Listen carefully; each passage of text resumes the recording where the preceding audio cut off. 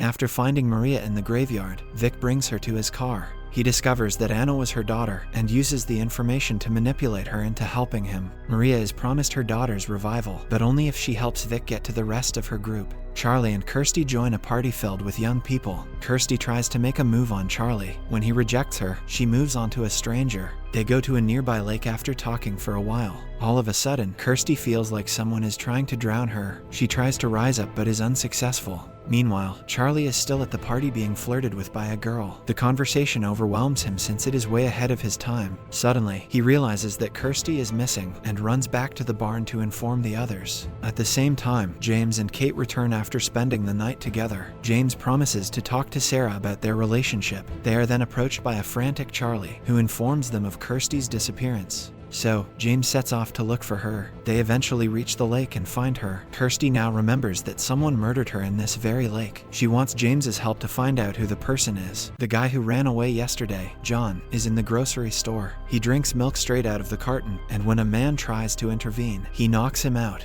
After that, he goes to a public swimming pool and jumps into the water in an attempt to kill himself. Bo is at the police station after he was found breaking into Patrick's former home. He is let go with only a warning, but before leaving, he tells them Patrick's location. James overhears that the man was found naked and figures out that he is one of the resurrected. Hence, he goes to meet Patrick, who is camping in the woods. Initially, he doesn't trust James, but after finding out that there are more like him, he agrees to join the group. As soon as Patrick gets to the barn, he starts breaking the secret box open. Vic and Maria drive to the old age home, where Maria promises Leon she will reunite their family. For the first time in years, Leon recognizes her and tells her that he loves her. Vic wants the emotional reattachment to end quickly, but Maria also wishes to visit the place her daughter died. Vic reluctantly takes her to the crash site. She yet again starts talking about how much she loves her daughter, which makes Vic lose patience. He breaks her neck and kills her before loading her into the trunk. In the meantime, James has dug into Kirsty's murder and found out that she was killed by her boyfriend Kev. The reason is unknown, but the file assumes that it was because of jealousy.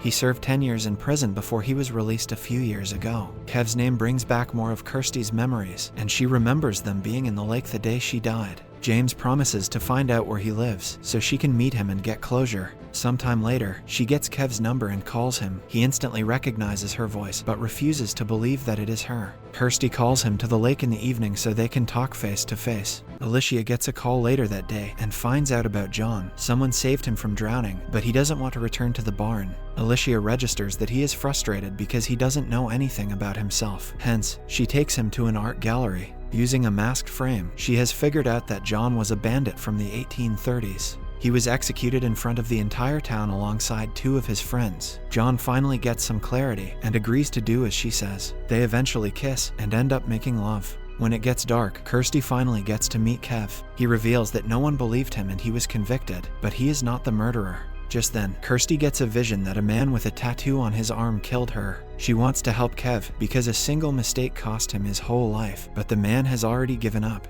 Overwhelmed by her arrival, he drives away. Elsewhere, Patrick has finally opened the secret box which contains an old dress. It reminds him of the love of his life, Kaylinda. She was a Native American woman and a maid at his house. Although their relationship was illegitimate, Patrick loved Kaylinda more than anyone else in the world. He goes to Kaylinda's house, which turns out to be Bo's place as well. It is then revealed that Bo is Patrick's great-great-grandson. Bo's grandmother is skeptical, but after Patrick tells her the things Kaylinda told him, she starts to believe that he in fact came from the past. But even if it is true, there is no room for Patrick in the house, because he never helped their family or treated them like his own. Bo wants to help him, but his mother kicks him out. In the following scene, Kate goes to her house and comes face to face with Sarah. She starts panicking, refusing to believe that her best friend came back from the dead. The friends hug, having missed each other, but the love between them is replaced by awkwardness. Sarah asks if it was Kate who broke into the house a few days ago, to which Kate replies that this is her house. This gives rise to an argument between them. Kate eventually finds out that they had sex not even a year after her death. With both women equally mad at each other, James claims that he is in love with both of them.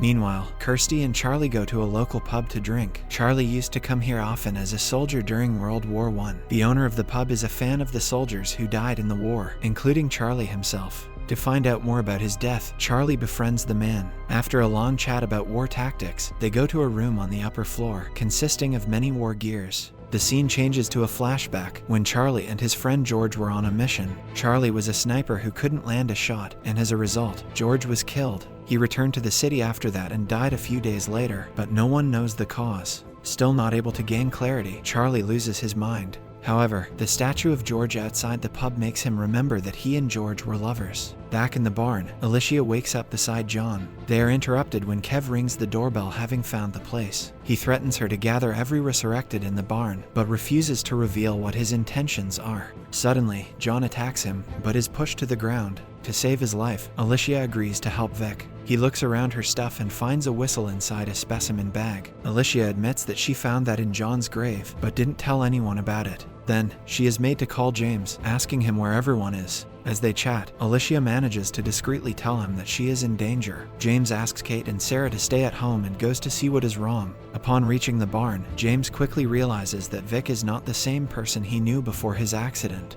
Vic insists that the reappearance of the dead is not natural and that he knows something everyone else doesn't. Before he can explain further, Alicia cuts him off and changes the topic. It is clear that she is hiding something, and Vic knows it too. It has been hours since Patrick was kicked out, but he hasn't moved from outside of Beau's house. The kid ultimately asks him what he wants, and finds out that Patrick wants to leave half of his wealth to them. They decide to talk to his legitimate grandchildren and ask them to cooperate. At first, they go to his great-granddaughter and tell her what they want. However, she refuses to give them their share, threatening to report the police if they approach her again. In the following scene, they arrive at the barn and are chased by Vic. He is about to shoot them dead before he trips into a pit and fractures his leg, with a bone protruding out of it. They bring him inside and give him some painkillers. If the injury is not taken care of, he is sure to lose blood and die. Hence, James asks Alicia to do it with Kate's assistance because she used to be a nurse. He also searches Vic's car and finds Maria's dead body inside the trunk. When James doesn't return for an hour, Sarah gets anxious and wants to see him. However, she then finds out that he had sex with Kate this week. She kicks Kate out of her car in anger and goes to the police station. There, she meets Deputy Chris and complains about an intruder breaking into her house. She also gives him Kate's location so she would be arrested. A few minutes later, Chris finds Kate and is in utter shock. They talk for a while and she tells him everything about her revival. Chris cannot wrap his head around everything, so he asks her to stay in jail until he finds out what she is. Kate thinks he is being ridiculous, but she agrees to stay there until James arrives. Somewhere else, Beau and Patrick decide to get Beau's phone back that was taken by the boys on the estate yesterday. Patrick thinks since the kid is his own blood, he will be kind to them, but he couldn't be more wrong. The situation leads him to put a knife to the guy's throat to reveal where Beau's phone is. This again reminds him of the past. This time, he sees that he was killed by his own son as his wife watched him die. It wasn't the Native American man who killed him, but his own family. A while later, James reaches the police station and gets Kate out. Chris wants to know what is going on, but the two have no time to explain. James asks Chris to run a background check on Alicia before driving away. On the way back to the barn, Kate and James talk about how Alicia has been acting strange lately. They suspect that she had something to do with the resurrection or is trying to secretly perform experiments on the group. In the next scene, they perform surgery on Vic, which is successful. When no one is around, Alicia asks John to kill Vic, since he is a threat to them. John asserts that he is not a killer but feels indebted to her. Later, James asks Alicia to tell him everything she knows. He has found papers relating to a huge company called the Norgard. Alicia shocks him by revealing that she doesn't work for the company, but the company works for her. At the same time, John goes to Vic with a knife, intending to end his life. However, Vic asks him to look into his purse before doing so. John finds his whistle inside it and blows on it. The sound alerts all the resurrected and makes him remember his death as well. After that, Vic manages to convince him that they should put an end to every resurrected person because their life is unnatural. They should protect nature and its law since, by definition, life means to die. An impressionable John agrees to help him kill the others. They start by kidnapping Kate, and then Charlie and Kirsty. Alicia and James follow their car until they reach the bridge that they are not supposed to pass. Vic is adamant about pulling them away, so as the last resort, James shoots him dead. He regrets it instantly, but the others assure him he did the right thing. John tries to kill himself by walking past the bridge, but Alicia sedates him as well. Afterward, James goes to the hospital and finds Sarah going into labor. Sometime later, she gives birth to a healthy girl, but starts bleeding excessively and has to be sent to surgery. James waits impatiently until the surgery is successfully done. The doctor discloses that they lost Sarah for a while before she was miraculously brought back to life. James looks at his wife in shock, because that would mean she was also resurrected. In the last scene, James gets a call from Chris, who delivers yet another shocking bit of news. Alicia's files say that she died 4 years ago in Epworth Hospital. Subscribe to see more videos like this, turn on the notifications, and leave a like to help the channel grow. Thanks for watching.